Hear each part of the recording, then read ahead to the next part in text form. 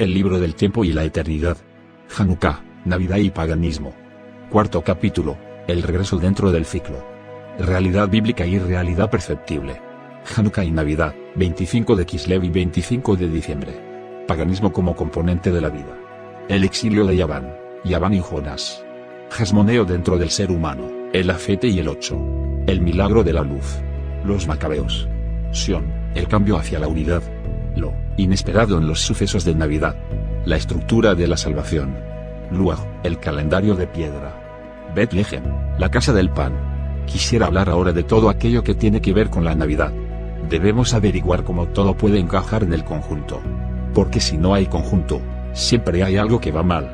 O no vemos con claridad, o algo queda deformado o malogrados. Debemos ser capaces de hablar de forma honesta, preguntándonos por qué algo es como es y cuál es su causa. Al hablar del calendario, me ha parecido importante señalar, en cuanto al tiempo, que realmente debiéramos ahogarnos en él. ¿Por qué? Por ser infinitamente vasto. Sin ayuda, nos encontraríamos perdidos en su océano infinito, como pequeños puntitos en una línea recta sin fin, tanto en el tiempo como en el espacio. Por eso quise ponerles el calendario delante, para que no vieran el tiempo como una línea continuada, sin comienzo ni fin, idea espantosa, sino como algo que se manifiesta con repeticiones perpetuas, como expresión de una presencia eterna, divina, inmutable. El regreso de cada día, cada semana y cada año. El universo parece haber sido creado de forma que exista un regreso, un ciclo, en el que las cosas se repiten sin cesar. Sin embargo, de nosotros mismos pensamos que no nos repetimos. Surge la idea dentro de nosotros de que se trata de cierto número de eventos que hayan sucedido en algún año y nos acordamos de algunos de ellos. Recordamos la creación, la salida de Mitzrayim, Egipto, lo estrecho, la dualidad, la forma, y así, de muchos días. Para la mayoría, si nos acordamos de cierto día, es algo que solo puede tener un efecto de utilidad. Y puede que lo hayamos olvidado del todo. Y nos preguntamos por qué nos acordamos de sucesos del pasado, mientras que entre tanto, cosas mucho más importantes han sucedido en nuestra vida. ¿Por qué pues recordar cosas del pasado? He intentado resaltar que esos días no son solo para el recuerdo, lo importante es el hecho de que siempre regresen. En el ciclo del tiempo, cierto momento regresa siempre. El momento de la creación del ser humano vuelve siempre, y el ser humano es creado cada vez de nuevo. De la misma forma que cada día sucede la creación de nuevo, así cada ser humano es creado de nuevo, en un punto determinado. El ciclo del año es el ciclo mayor que conocemos, a excepción del de nuestra vida, que no lo conocemos. En la vida no vemos ningún ciclo, creemos que pasa en línea recta y que desaparece. Pero cada día que vivimos en el año, se produce el regreso de cierto acontecimiento. Justo en el momento apropiado, sucede lo mismo. Ese eterno regreso deja entrever que la eternidad es algo en el sentido de una multitud en unidad. Si la Biblia dice, por ejemplo, ese es el momento de la salida de Mitzrayim, entonces esa salida se efectúa realmente. Y no deberíamos acordarnos solo para recordar que sucedió alguna vez, hace algo así como 3300 años, suponiendo que el conteo de los años sea correcto, lo que no es seguro. De eso hace tanto tiempo, que entre tanto han sucedido muchas cosas más importantes. Además, ¿dónde han quedado las personas de entonces? ¿Y sus descendientes? ¿Quién sabe dónde están? Muchas se han integrado en otros pueblos, han emigrado a otros países. Puede preguntarse si existe alguien, hoy en día, que pueda decir en justicia que sus antepasados hayan tenido que ver con el acontecimiento. Nadie lo sabe. Pero la Biblia como creación, como expresión en la palabra de algo cierto y seguro en la esencia, y por tanto aquí presente y siempre de regreso en el ciclo, señala fechas, que son destinadas tanto para la eternidad como para el tiempo. Son fechas reales, justamente porque suceden en el tiempo bíblico, que está más allá de nuestro tiempo. Solo que en algún lugar se originó una rotura, en la cual sí puede hablarse de arriba y de abajo, hemos caído hacia abajo o hemos sido empujados hacia arriba. No se sabe cómo describirlo. Hemos transitado a otro mundo y este mundo solo puede percibir el mundo bíblico en una especie de interpretación. No se trata de la misma realidad. Por ello, los sucesos bíblicos son realmente irreales para nosotros. Y si intentamos convertirlos en realidad, mediante películas o fotos, sentimos de inmediato, no, así no. Sobre todo, Si se nos quiere presentar esa realidad como natural, vivió en una tienda, subió a una montaña, etc. Ciertamente se habla de una montaña, y seguro que subió. Pero hay otra cosa importante que nos desvía del sentido, algo que la Biblia y la tradición cuentan con insistencia y que no solemos tomar en consideración. Si la Biblia cuenta que por cierto acontecimiento, la tierra se alejó 400 parsas de su lugar, no es un relato para que entremos en pánico. Significa que se distanció todo lo posible, porque una distancia más allá de 400 parsas no existe.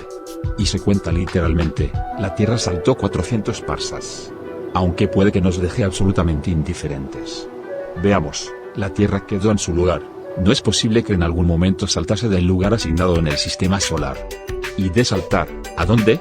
El universo se hubiese desintegrado. Y luego viene la pregunta de si ese salto de la Tierra puede ser comprobado en lo astronómico. Quizás se esté hablando de un salto mucho más esencial, mientras que la Tierra en el lugar de siempre, sigue girando tranquilamente. Si hemos llegado a cierta situación, siempre nos parece eterna, como si nunca hubiese sido diferente. Puede pensarse hacia atrás y decir que hace miles de años era así y en millones de años será diferente. Por ejemplo, hemos caído en un pozo, marchamos a lo largo de los muros del pozo pensando que es todo lo que hay y que fuera no hay nada.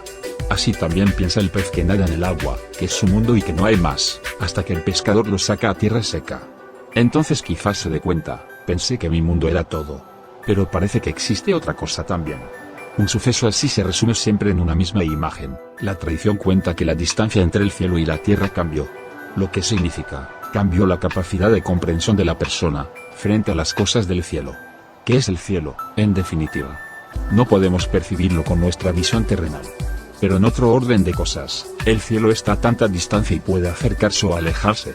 Acercarse significa que, en toda la estructura de nuestro sentir, ver, pensar y vivir, algo esencial cambia. Alejarse significa que el cambio es tan radical que seremos incapaces de comprender el suceso. De ahí que se hable de una ruptura entre el tiempo bíblico y nuestro tiempo. En el Nuevo Testamento se cuenta que la tierra tembló. Bueno, decimos, pasa con regularidad, en ciertos países tiembla mucho. Añadimos que la gente de entonces era primitiva y se dejaban impresionar por tales sucesos. Pero hoy en día podemos medir la magnitud, se rescata a heridos y muertos y se vuelven a construir las casas. El daño se eleva a tantos millones, y más allá de las cifras, no es nada especial y se olvida pronto. También tenemos el relato en el libro de Josué, cuando el sol se detuvo. Eran personas ignorantes las que pensaban eso. Hablamos así, porque nos gusta apartar lo incomprensible de nuestra vida. Se nos ha educado de tal forma que solo existen cosas que pueden medirse y calcularse. Y si algo no coincide, es ridículo hablar de ello. Pero la verdad es que podemos constatar que suceden tantas cosas que llamaríamos incomprensibles o maravillosas como cosas absolutamente normales.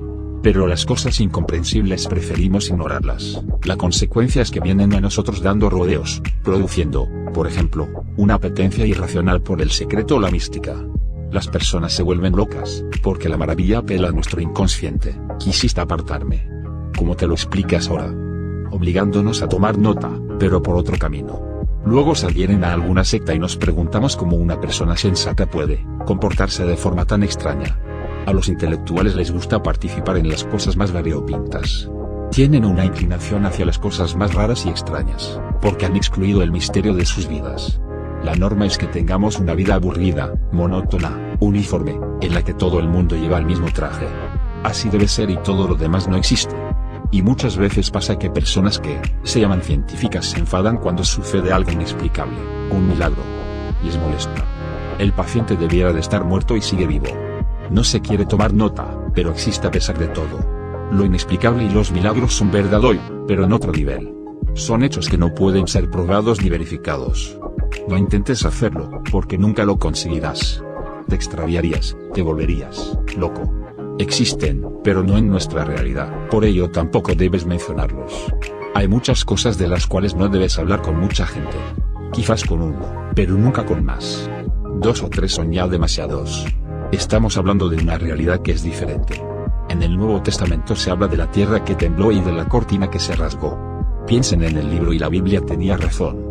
¿En qué tiene razón? Ese libro ha convertido a la Biblia en la misma realidad aburrida, una realidad en la que todo coincide con nuestras percepciones. Así la Biblia está muerta. Pero la Biblia tiene razón, aunque de manera del todo diferente. Intentemos imaginarnos que existe un mundo que tiene el mismo aspecto que el nuestro, pero que tiene otra dimensión. Podríamos comprender que la noción del tiempo allí es diferente y que las fechas tienen otro significado. Por ello, el regreso de una fecha aquí debiera despertarnos, para que viéramos qué sucede ahora mismo, en este mismo instante. ¿No sucedió alguna vez en algún lugar hermoso donde las estrellas brillaban? No.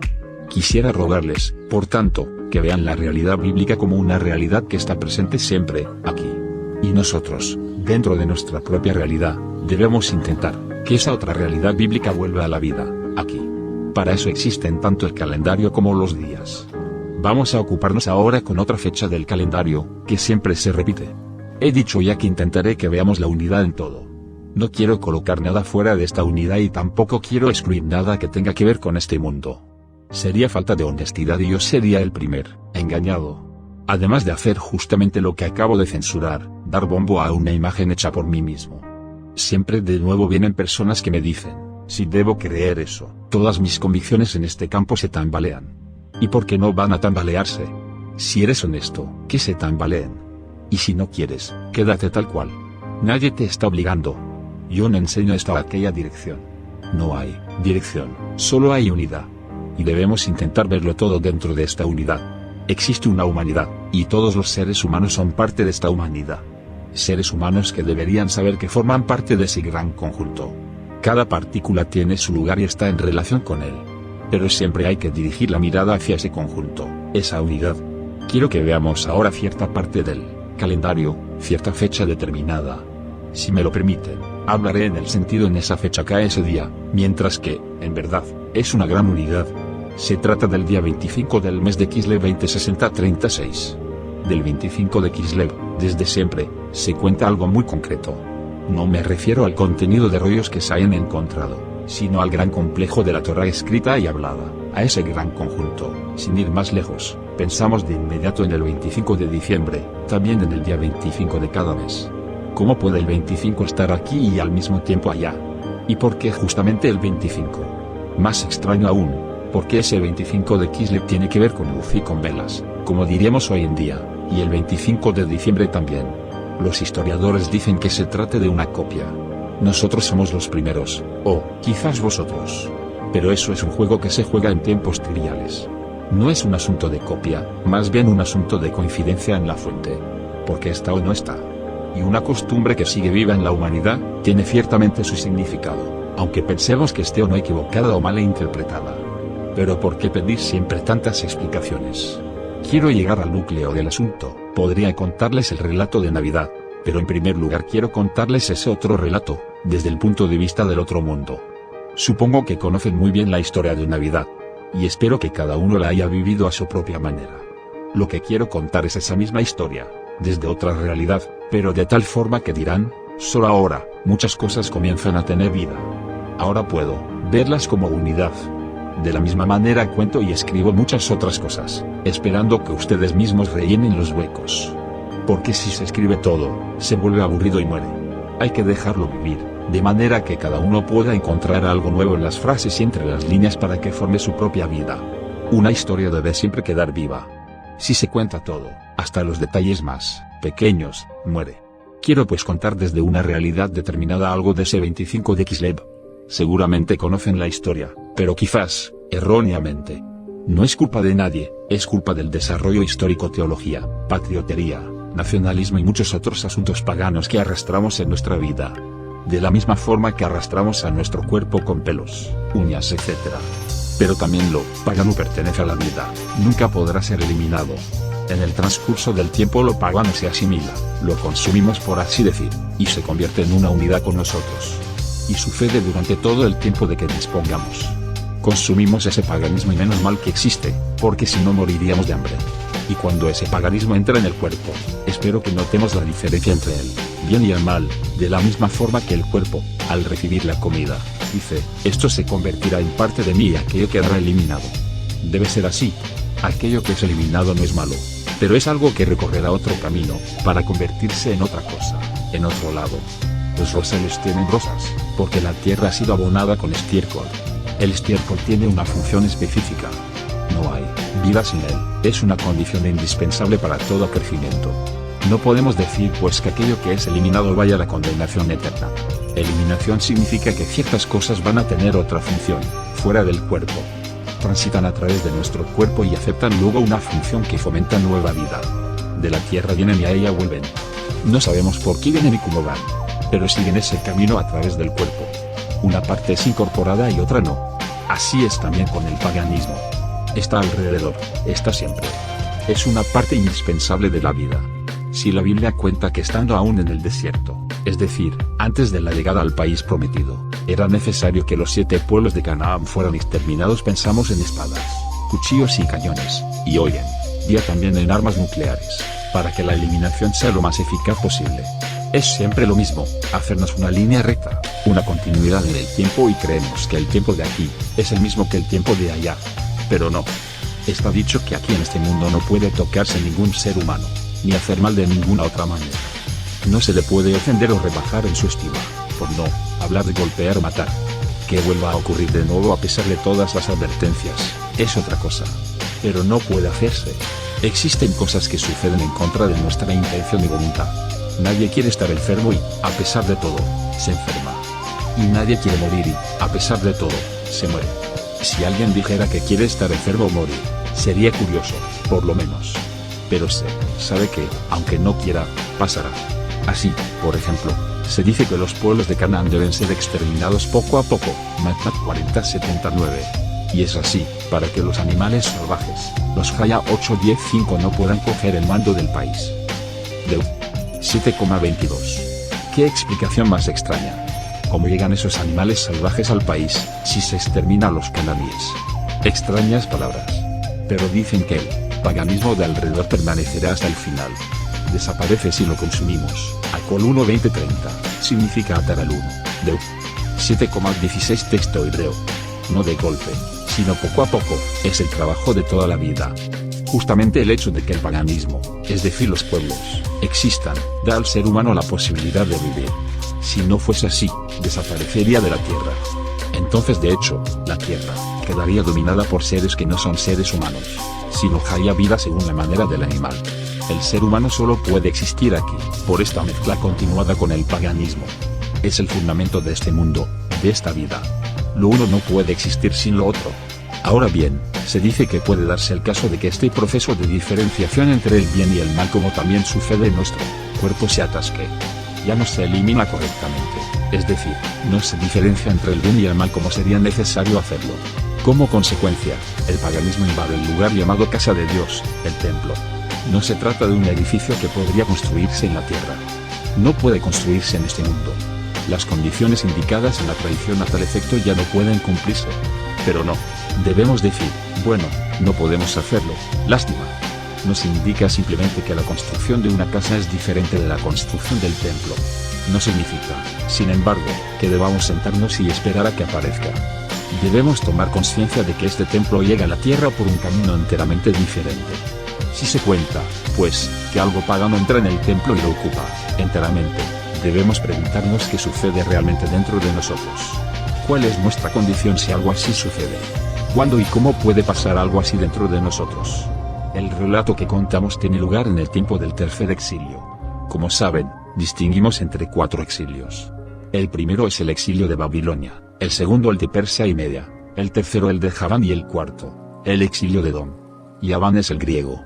No es el griego que podemos ver por aquí y del que leemos de vez en cuando en el periódico. Quizás tenga algo que ver, pero muy lejanamente, prácticamente nada. Porque el verdadero griego está dentro de cada ser humano.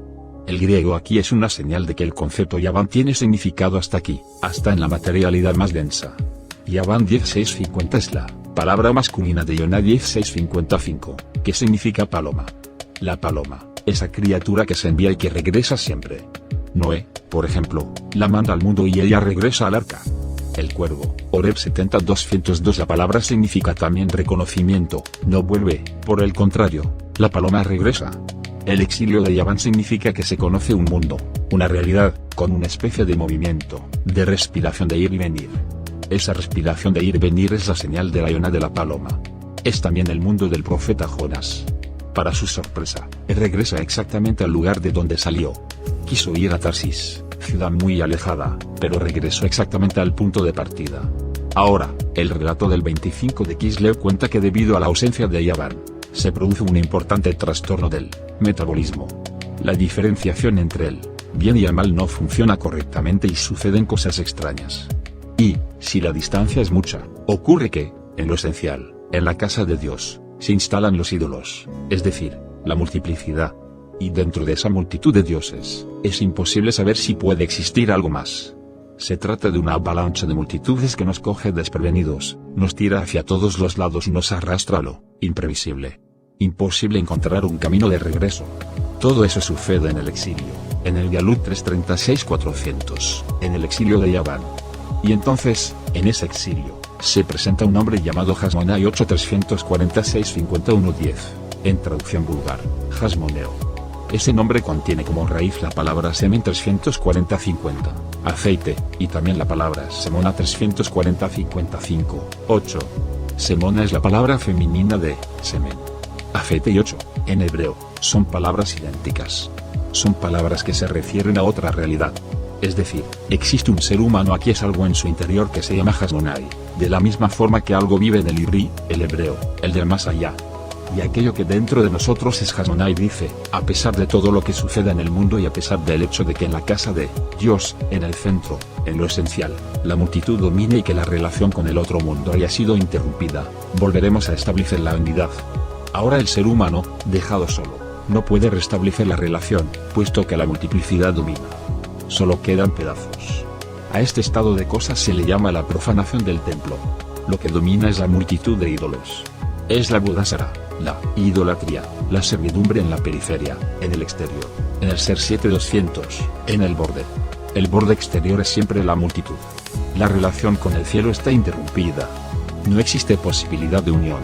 Es la misma situación que cuando Jonás es engullido por el pez. Salta al agua y dice, en realidad tenía intención de viajar a Tarsis. La palabra hebrea de navío, barco que utiliza, es, Onia 1.50-10.5, y esta palabra viene de la otra palabra Ani 1.50-20, yo. Realmente utiliza su yo para ir de viaje, alejándose del destino, mientras que de ti se exige que vuelvas al origen. Sin embargo, se hace todo lo contrario. Sería demasiado incómodo, vas corriendo. El regresar al punto de partida significaría tener que admitir que la muerte está a un paso. Pero no somos capaces de ello, preferimos huir. Es decir, Jonás huye. Le sobreviene la tormenta y finalmente debe abandonar esa Onia, ese barco, ese yo. Se tira simplemente al agua, a ese tiempo infinito. Cree que se ahogará, sin embargo, es engullido por el Da-4-3. El pez está desesperado, perplejo y convencido de que nunca saldrá de esa situación terrible. En otra realidad, de verdad sucede así, ahí, Jonás es engullido por un pez. Pero no en este nuestro mundo. Tales peces no existen aquí. Es decir, claro que existen, pero no los vemos aquí. Aquí en este mundo te estás ahogando en el tiempo. Estás terriblemente lejos de casa, perdido y perplejo y no sabes qué hacer. Y, a pesar de todo, Jonás tiene el sentimiento de que alguna vez volverá a la casa de Dios. Siempre existe este sentimiento en cada ser humano, ese sobrante, ese pequeñísimo sobrante. Viene el momento en que ese Hasmonai dice, parece del todo imposible. La gente se está riendo e intenta matarme. Y a pesar de todo, quiero restablecer la unidad en el centro, en ese punto esencial. Milagro o no milagro, algo nacerá. No sé cómo será, pero lo acepto. ¿Quién es ese Hasmoneo en el mundo? Nadie sabe quién es. No tiene descendencia, o en todo caso, no se conoce. ¿Era un gran sacerdote?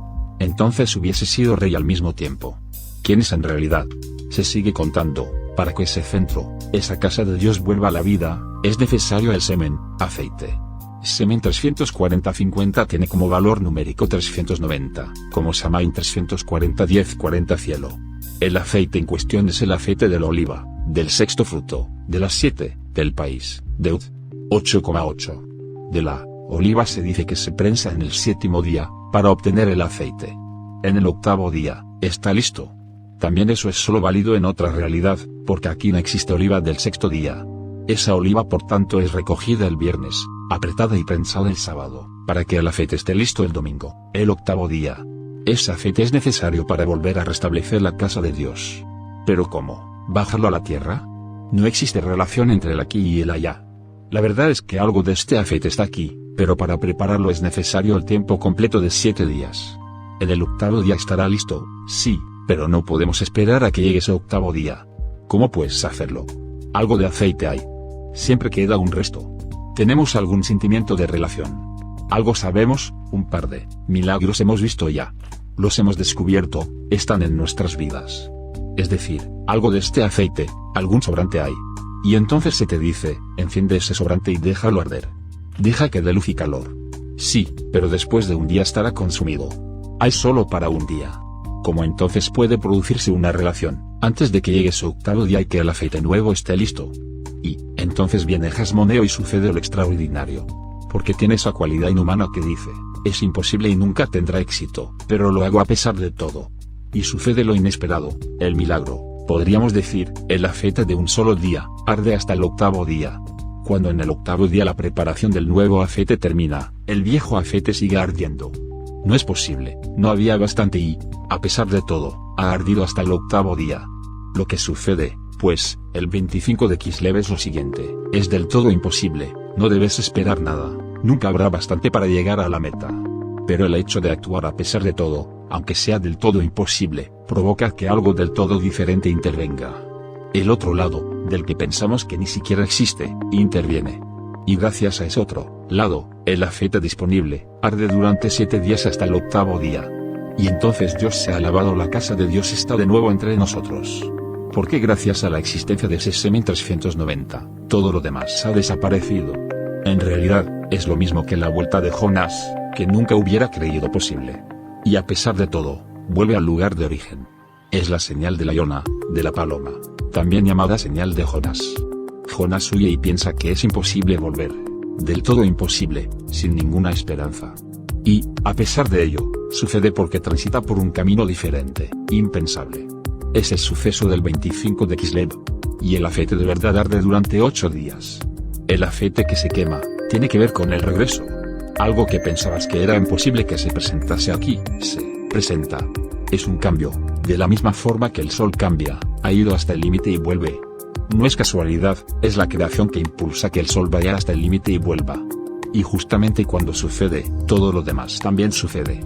Es la sensación de que todo se vuelve frío y más frío, alejado y más alejado, pero de pronto cambia y regresa. De la misma forma que la noche en cierto momento, cambia y el día vuelve a apuntar. Teníamos el sentimiento de hundirnos en la miseria. Pero era solo un sentimiento. De hecho, vuelve el día. Así, el relato muestra el regreso, un nuevo nacimiento. En cuanto a los sucesos exteriores del 25 de Kislev, los encontrarán en el libro de los Macabeos. Hay grandes luchas. Las mismas que son necesarias para exterminar a los cananíes. Pero en todo caso no tienen nada que ver con las luchas y combates de aquí. Hoy se habla de los Macabeos como si hubiesen sido maestros en la lucha y grandes deportistas. De hecho, la historia de los Macabeos en el judaísmo pagano, o paganismo judío, se ha convertido en un evento deportivo importante. Se ha degradado lo santo para que encaje en este mundo, y cuando se hace tal cosa, las consecuencias son siempre fatales, patadas, violencias, asesinatos. En todo lugar donde se rebaja un suceso de ahí una especie de exclusividad aquí, diciendo, nosotros sí y vosotros no, se está rompiendo la unidad del ser humano. Hay que tener mucho cuidado con esa actitud de yo sí y tú no. Todos los seres humanos tienen el mismo valor, aunque, por supuesto, cada uno es diferente.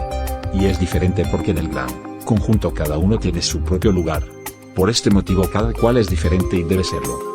De la misma manera que la huella dactilar es única. Nos asemejamos en ciertos momentos, pero en otros, más bien no. Pero como seres humanos somos iguales, tenemos el mismo valor y el mismo sentido. Hay pues que estar muy atentos para no dividir y romper, diciendo, esta es mi exclusividad de aquella la tuya. Así se destroza cualquier conjunto.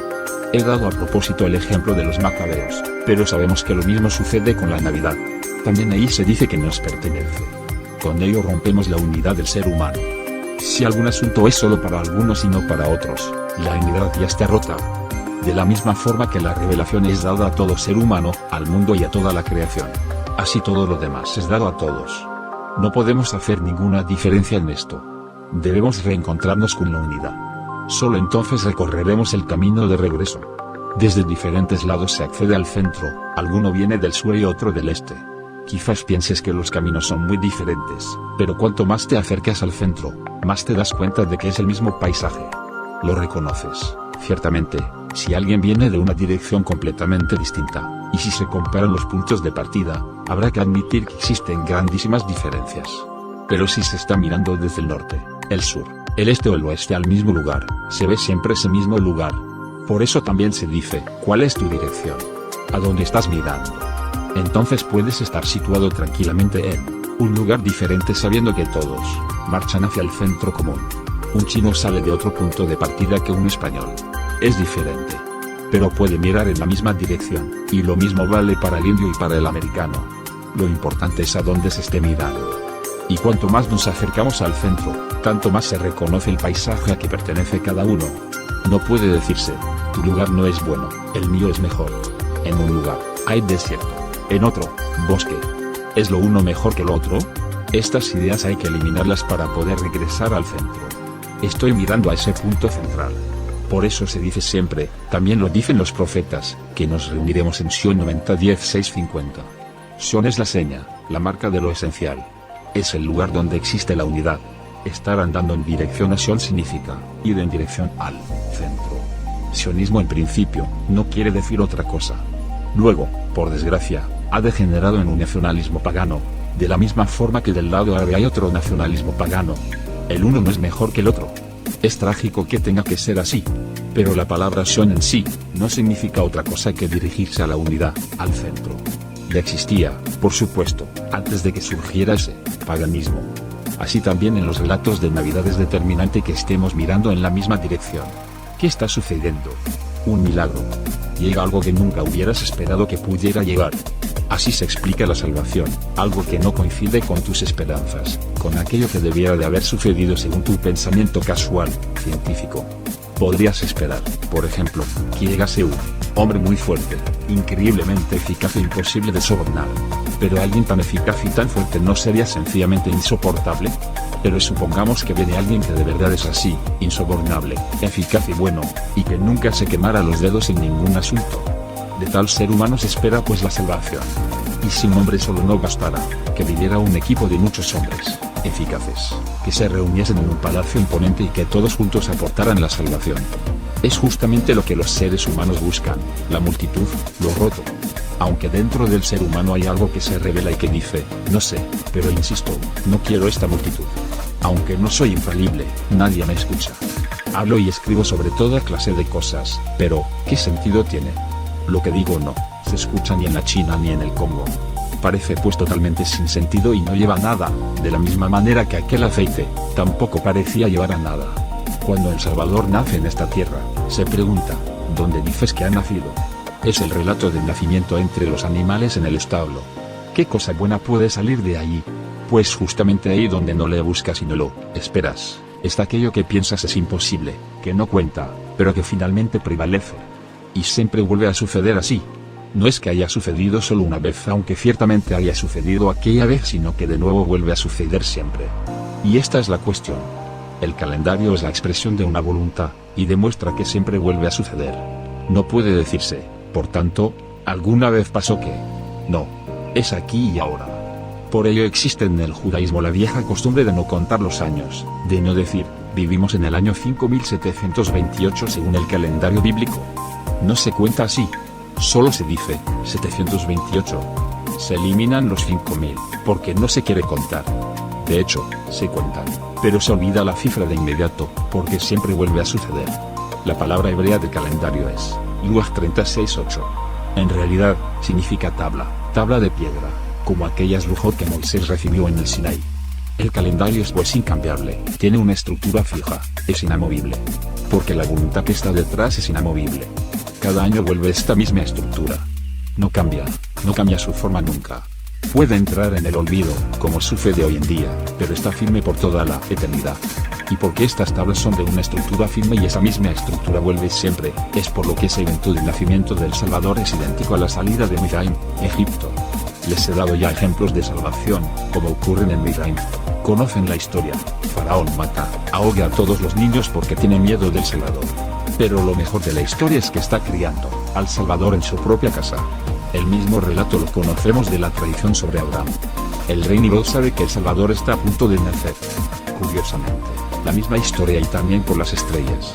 Se enfurece terriblemente contra todos los niños, no quiere darles la oportunidad de estar aquí. Pero en casa de Terah, su consejero más próximo y más importante, nace Abraham. Nimrod dice, imagina que se encuentra en la más cercana proximidad. Siempre la misma historia. El representante del mundo, del ser humano, no lo acepta, se ríe del solo pensamiento, lo encuentra insignificante y sin valor. Y justamente bajo estas condiciones, viene. No significa naturalmente que no podamos festejar esos días con luces, velas y canciones. Pero a mí personalmente, me ponen siempre nervioso, y no, me suelo encontrar muy bien. Debemos despertar y saber qué es la salvación. Es algo que nunca hubieras pensado que fuera exactamente así y que viniera de esa dirección. Porque además es imposible. De hecho, está en oposición con lo normal. Pero finalmente debemos constatar que todo lo normal se desvanece, mientras que lo nuevo se asienta y permanece. Así es la salvación. Por este motivo, el relato del 25 de Kislev es un relato de 8 días, porque dura 8 días, no 7, va hasta el octavo día. Y el octavo día es el gran día. He señalado ya que el octavo día después de Navidad es el 1 de enero. Ese día, para nuestro calendario casualidad, dirán muchos es el primer día del año nuevo. Comienza una nueva cuenta, un nuevo mundo. El octavo día es, como sabrán, el día de la circuncisión. En muchos calendarios está escrito, circuncisión del Señor. El año nuevo comienza con la retirada del envoltorio. Lo nuevo llega, ha irrumpido. Por tanto, la cuenta desde el 25, es importante. Desde ahí puede reconocerse la estructura de la salvación. La estructura, en primer lugar, muestra una perplejidad, una huida, un desarrollo que va en dirección contraria, porque el mundo no quiere ser salvado, quiere salvarse a sí mismo. Nosotros debemos explicar, nosotros debemos construir y dirigir el país, la Unión Europea, la OTAN, y la ciencia irá mejorando y solucionará todo. Pero al mismo tiempo, dentro de nosotros existe una desesperación, porque otra voz nos habla, con esta eficacia te vas a perder, está claro. A pesar de toda la ciencia y ese bienestar creciente, nunca habéis estado tan inquietos como hoy en día. Viéndoos se piensa, ¿se han vuelto todos locos? Y es verdad que la gente se vuelve cada vez más extraña, a pesar de todos los conocimientos nuevos que surgen. Llega el momento en que ya no sabe a dónde irse. Es cuando Jonás piensa con desesperación, me ahogo en la masa, en la multitud. Y nunca llegaré a salir. Pero otra voz grita, y a pesar de todo, entraré en la casa de Dios. El pez acaba de engullirte se muestra en esta imagen y estás pensando, nunca saldré de aquí. Y la tradición dice que no se trata de un solo pez, más bien es así, un pez engulle a Jonás, otro pez engulle al primero, y el tercer pez engulle al segundo. Así, Jonás como cuarto elemento está envuelto por todos esos peces, hasta el leviatán, que engulle al último pez, está enteramente perdido en la forma y en la multitud, pero algo dentro de él sabe, y a pesar de todo, llegaré. Es eso lo que enciende la luz en el ser humano, lo que enciende la pequeñísima llama para ese único día, en la confianza de que pueda contener la salvación. Y si hicieras algo tú solo, aunque pareciera que no hubiera ninguna esperanza de nada, hazlo a pesar de todo. A veces nos preguntamos, ¿qué sentido tiene todo eso? Nadie lo sabe. Puede carecer del todo de sentido, o puede tener un sentido apasionante.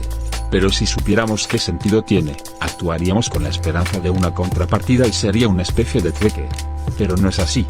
Se hace, porque hay que hacerlo. Muchas veces por pura desesperación, pero nunca para recibir ninguna contrapartida, se hace gratis, a cambio de nada. Así nace lo nuevo. Por ello, la salvación es algo que es imposible que vaya mano a mano con nuestra causalidad, con nuestra visibilidad. Si va mano a mano, se impone la precaución. Porque a Faraón o Nimrod les causaría un gran placer erradicarla, si pudieran situarla y esperarla. Pero algo que no se sabe de dónde viene, no puede ser erradicado. Y de hecho viene de un lugar que no pueden ni imaginar, tan insignificante que no llegan ni a conocerlo.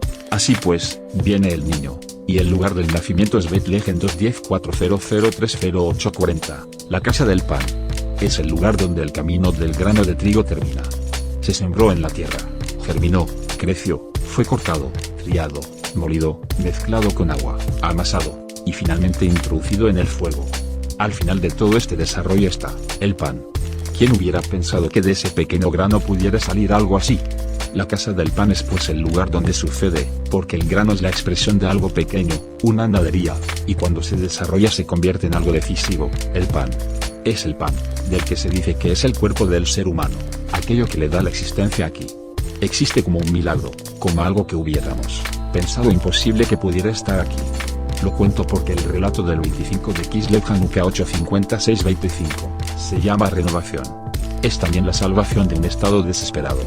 Algo nuevo viene, un mundo nuevo nace, un mundo del que nunca se hubiera esperado que pudiera venir.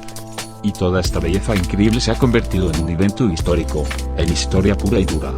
Se ha convertido en sentimentalismo, encender velas, cantar canciones, regalos, comidas. Ya no se recuerda que tiene que ver con dar, recibir gratis, sin contrapartida, con la alegría de regalar, sin más, con poder dar y recibir por el simple placer de hacerlo. En Hanukkah se dan regalos, y también en Navidad, pero su sentido ha quedado en el olvido.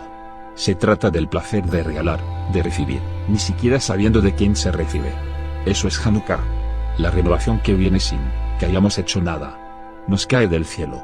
Comprenderán que no tiene nada que ver con lo que sucede hoy en día, tanto del lado de Hanukkah como del de Navidad. ¿Quién piensa hoy en día en la salvación?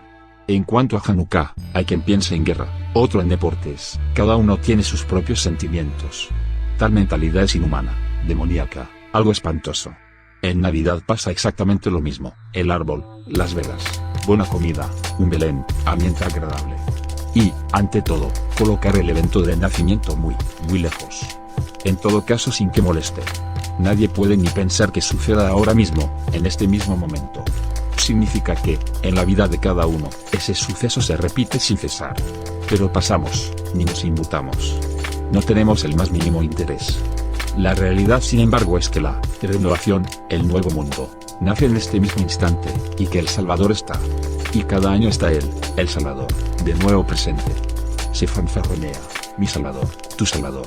Una disputa entre salvadores, una lista para ver quién está en primer lugar. Es el momento mismo que debiera de espantarnos. Cielo santo, pasa ahora mismo. Puedo tocarlo ahora mismo. Estoy en medio de ello ahora mismo. La salvación es eso.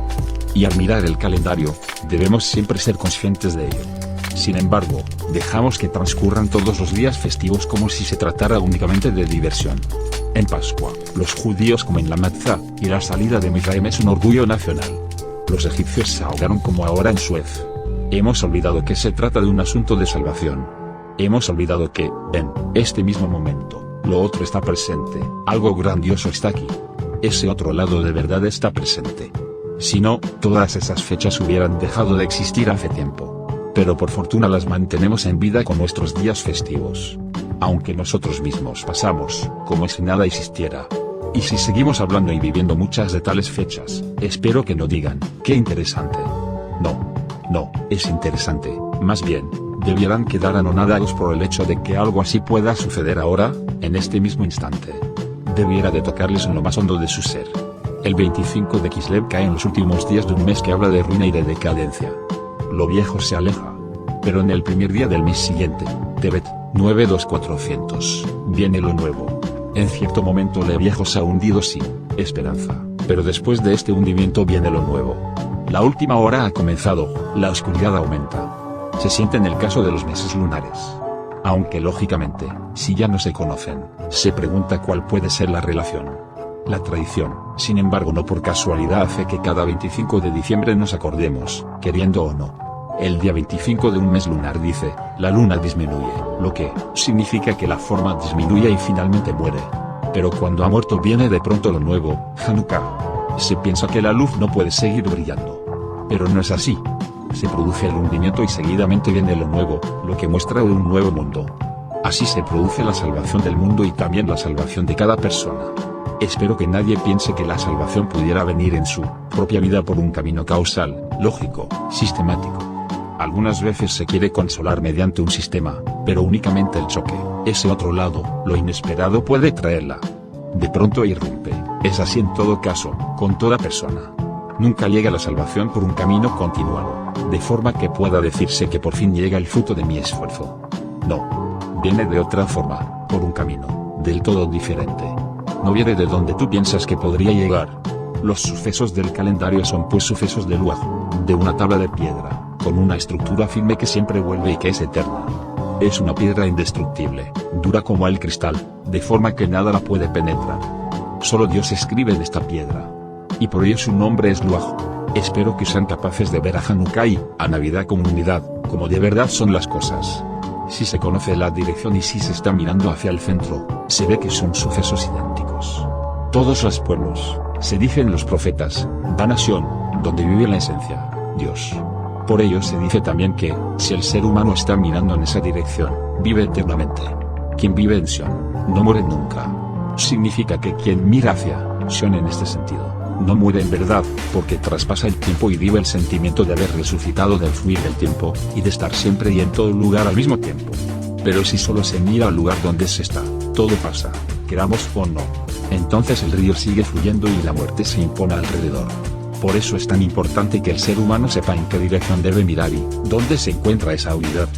Busca la unidad en todo, se lo dice al hombre.